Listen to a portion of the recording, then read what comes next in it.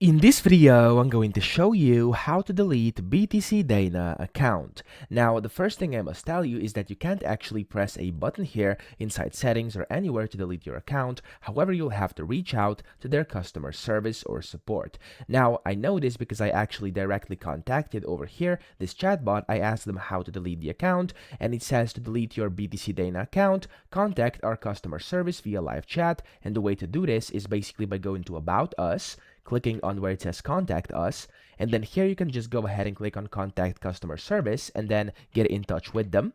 And then when you do this, make sure that your balance is below $10, and then you have to prepare the following things. You have to prepare your reason for deletion, so just of course tell them the reason, and then the photo of your valid ID, of course because you verified your account, you have to have the same ID, and then a photo of your bank account book or e-wallet screenshot if needed. Okay, so here as you can see, it says that processing takes up to basically 48 hours, business hours over here, and that's pretty much how you can achieve this. Okay, so that's how you delete your account. Contact them, get in touch, and they will help you with it. So I hope this video helped you out. If it did, please subscribe to the channel and help me out as well.